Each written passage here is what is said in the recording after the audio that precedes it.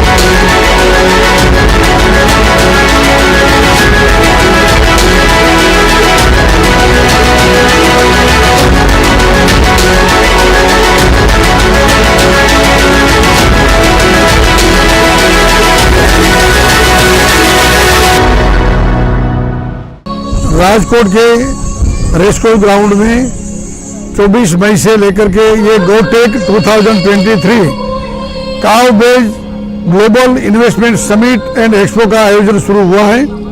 5 दिन का ये पूरा एक्सपो 28 तारीख शाम तक चलेगा। भारत सरकार के animal husbandry, dairies and fisheries के मंत्री श्री आदरणीय रूपाला साहब ने इनका उद्घाटन किया। उस समय हमारे इफ्को के चेयरमैन श्री दिलीप भाई संघानी जी, पूर्व कृषि मंत्री आदरणीय श्री दिलीप भाई और भूपेंद्र सिंह जी एवं हमारे पूर्व मुख्यमंत्री आदरणीय श्री विजय भाई रूपाणी भी उपस्थित रहे।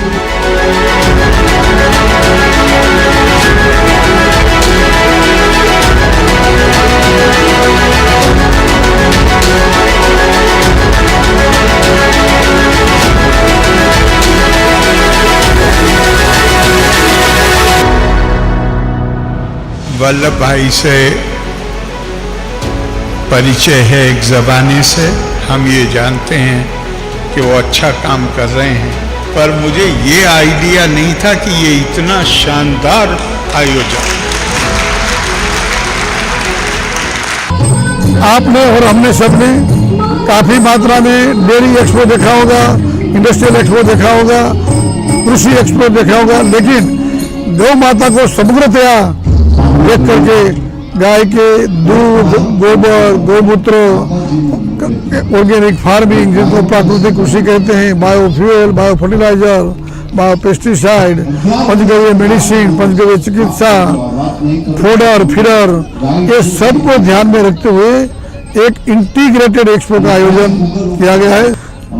जम्मू से लेकर के केरला तक के और सिक्किम और सिलीगुड़ी से लेकर के बीकानेर तक के और गुजरात तो है ही, सभी राज्यों से यहाँ एंटरप्रेन्योर और जो विजिटर्स आए हैं। यहाँ पूरे संकुल में उनको कामधेनु नगर आयोजन नाम दिया गया है और जितने भी डोम्स हैं वो पूरे एयर कंडीशन डोम को सुशीला, सुरभि, सुभद्रा, नंदा और अन्नपूर्णा ऐसा नाम दिया गया है।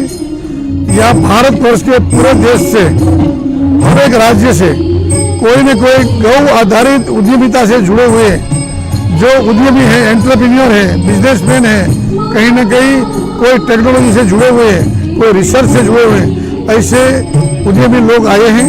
उन्होंने स्टॉल रखे हैं और मैं कहूँगा कि ये एक अद्वितीय माने कि एक अनूठा एक प्रयोग है।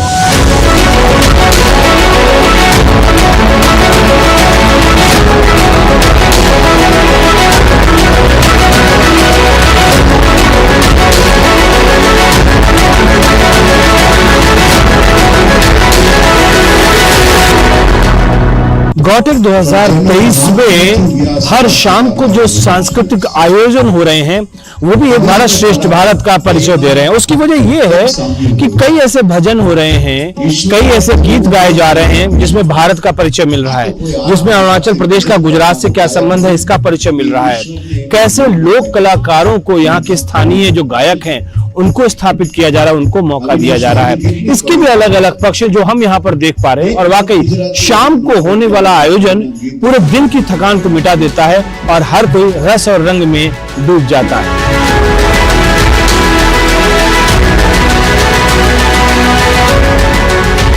देश के विकास में सहकारी समितियों का बड़ा योगदान और खास तौर से इफ्को जैसी संस्था का तो बहुत बड़ा योगदान है, क्योंकि देश के गांव समृद्ध हों, देश के किसान समृद्ध हों, उनकी कृषि स्वस्थ हो, ऐसा प्रयास इफ्को का रहता है। और जब इस गौटेक 2023 में हम आए हैं तो ये पीछे आप देख रहे होंगे यहाँ पर एक इफ्को का भी स्टॉल लगा है और किन किन चीज़ों पे ये जोर दे रहे हैं। हमारे साथ में जिग्नेश भाई हैं जो कि यहाँ पे टेक्निकल मैनेजर हैं और वो लोगों को शिक्षित भी कर रहे हैं, गाँव के किसानों को उनको बुलाते भी हैं, उनके गाँव में टीम लेकर जाते भी हैं।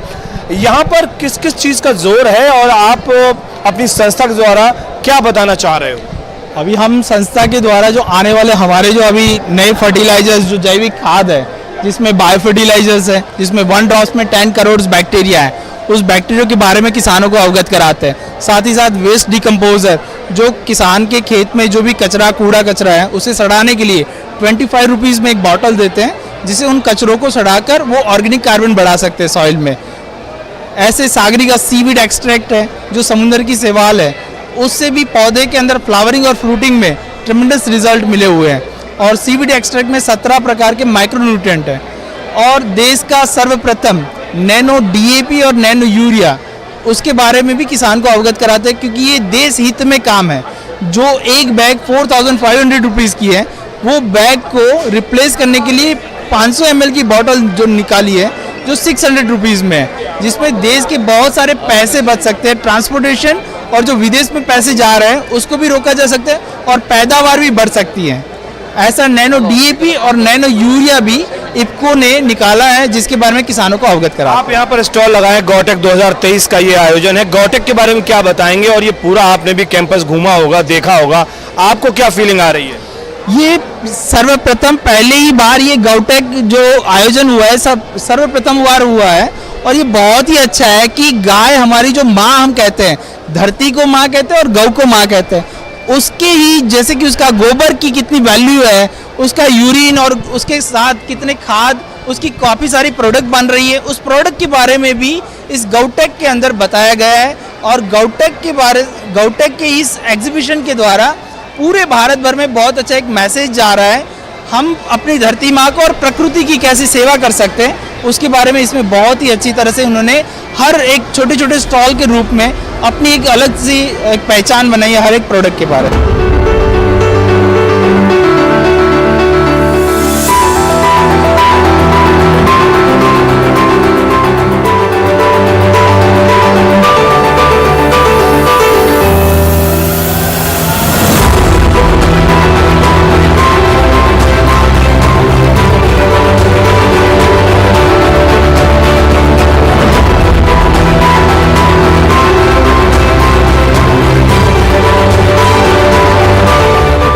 प्रश्न हम सबके समक्ष उपस्थित होता है और वो ये कि आखिरकार प्राचीन काल में भारत को सोने की चिड़िया क्यों कहा जाता था, या भारत विश्व गुरु क्यों था, जगत गुरु क्यों था?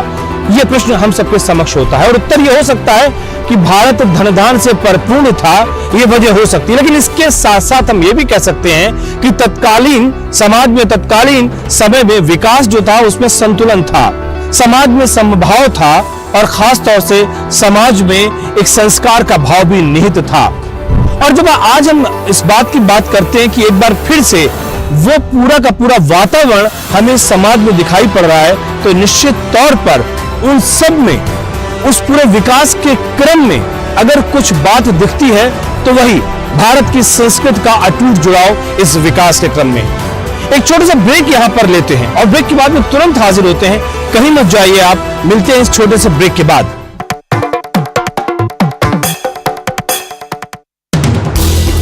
हर दिन हर पल बनती खबरें, बदलती दुनिया, हम लेकर आते हैं आपके लिए बड़ी खबरें, संपूर्ण कवरेज, ताकि आप रहें खबरों के बीच हमारे साथ। मिड डे प्राइम हिंदी सोमवार से शुक्रवार दोपहर 1 बजे सिर्फ डीडी न्यूज पर।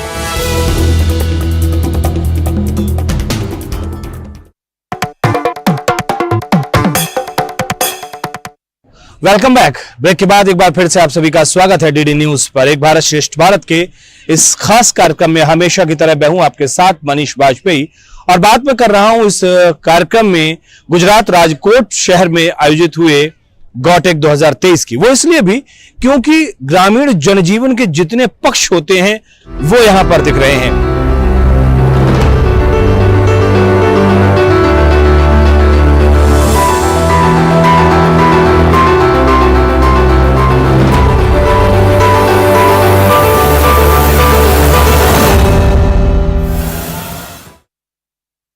ये आत्मा का एक प्रोजेक्ट है। आत्मा का फुल फॉर्म क्या है, जरा आप मुझे बताइए। Agriculture technology management agency.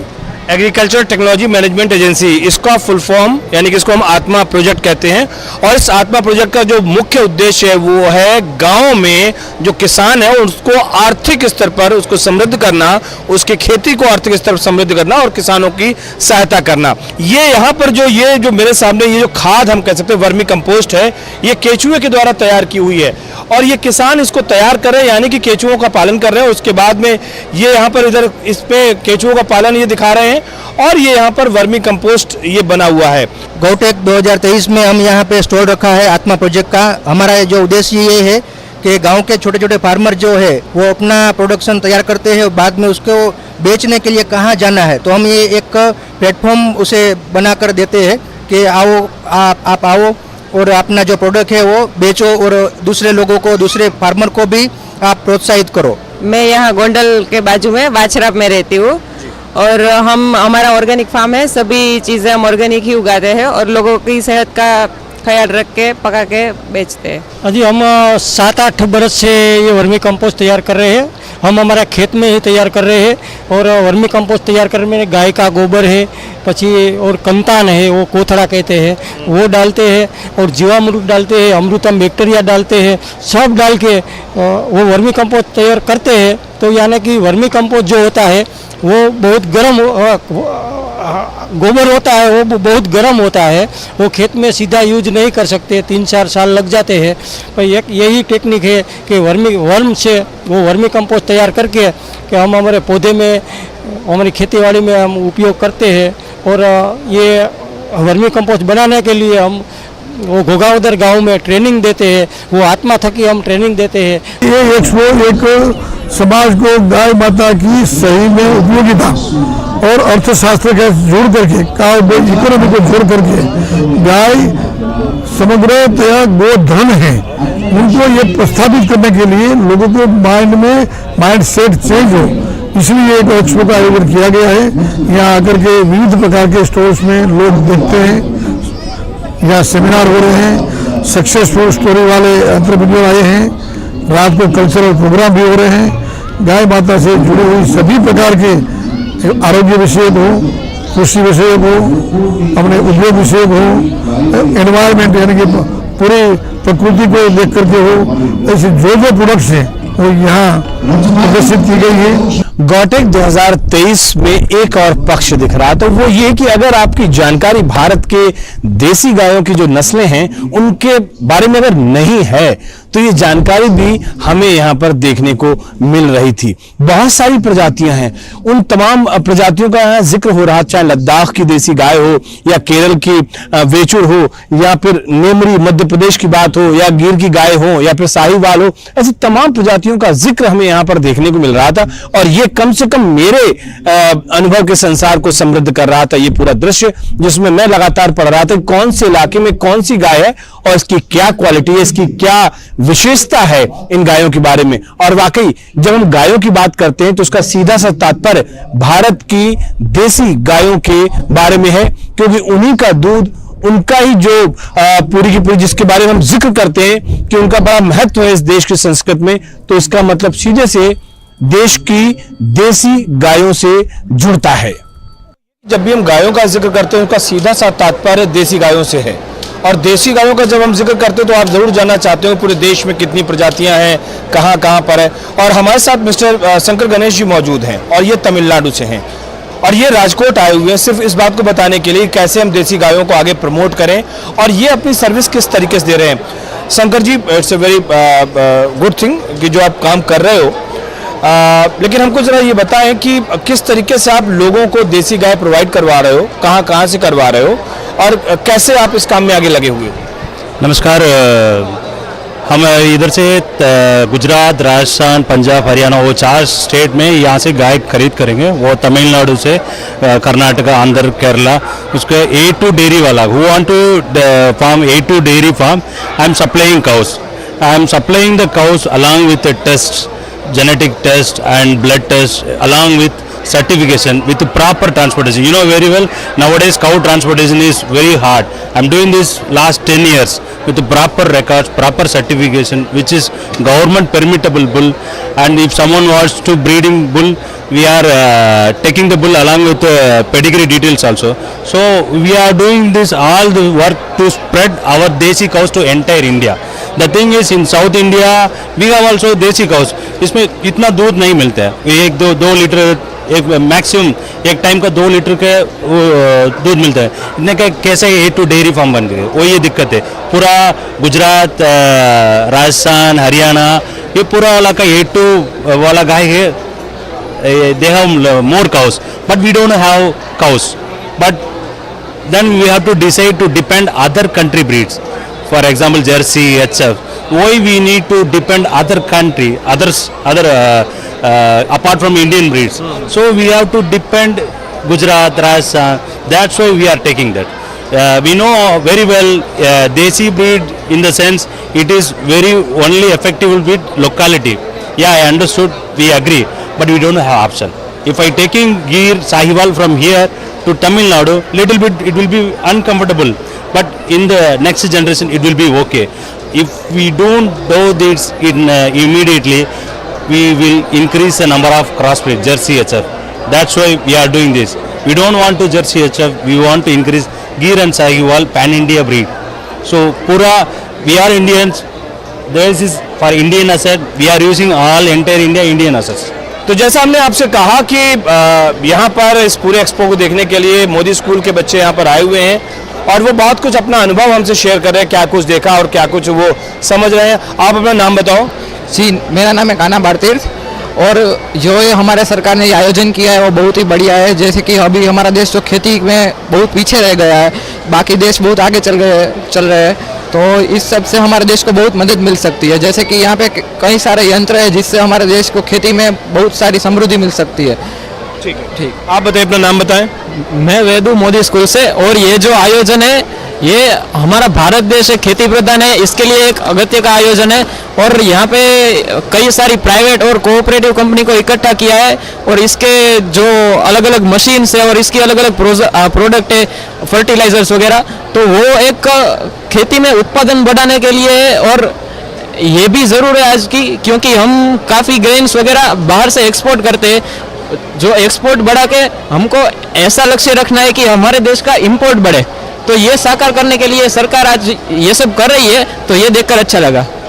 हमारे देश की जो संपत्ति है उसे बचाने के लिए ये बहुत बढ़िया जो एक्सपो है।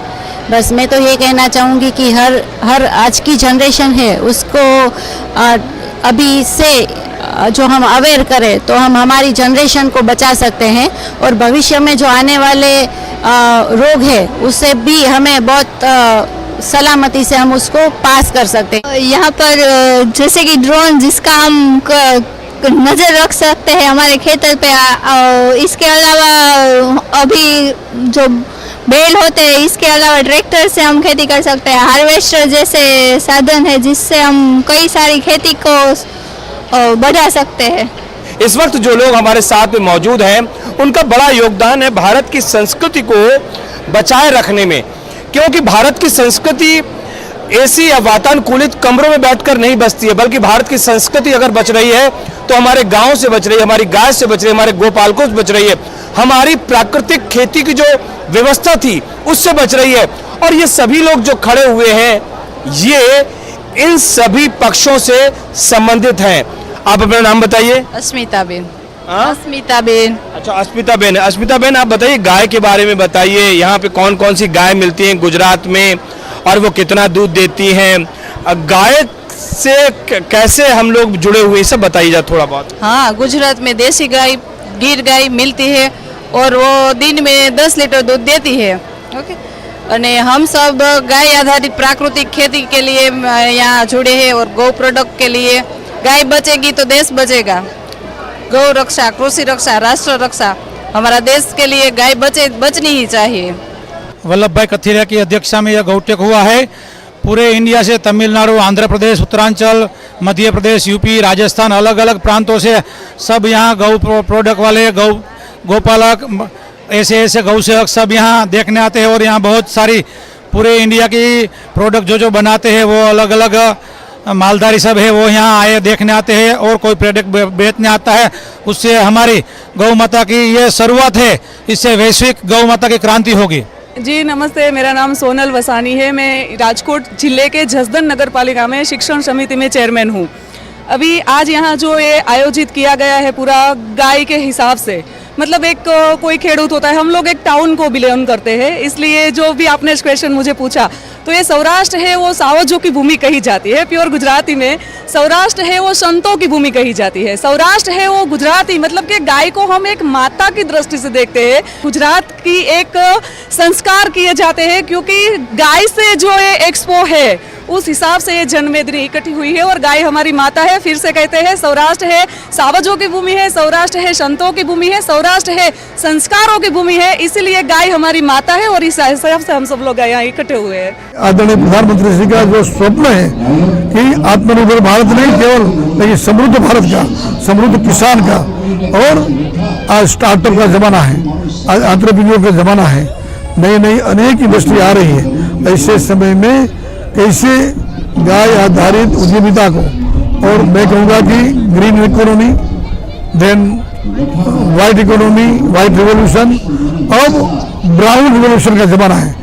गाय का जो गोबर है वो गोबर से सही मात्रा में कितना रिवोल्यूशन करके हमारे समाज को, देश को समृद्ध कर सकते हैं, इसलिए ये एक शो केसिंग है, ऐसा एक आयोजन किया गया है।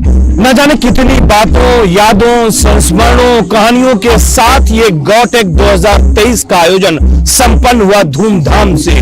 और इस बात को कहने में बिल्कुल भी संशय नहीं होना चाहिए कि पूरे देश में इस तरह का अपना ये पहला आयोजन रहा है जिसमें गौ आधारित कृषि व्यवस्था और अर्थव्यवस्था के तमाम पक्ष, उसके तमाम जो हितधारक हैं वो एक ही जगह पर मौजूद रहे।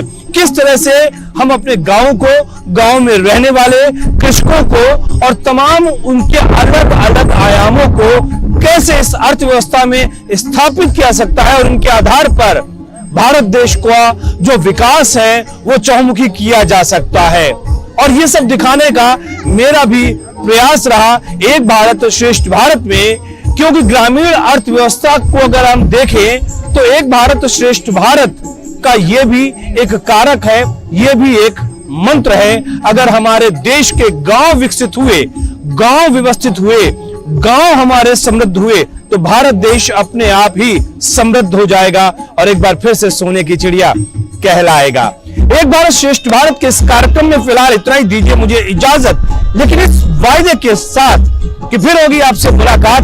तब तक के लिए नमस्कार।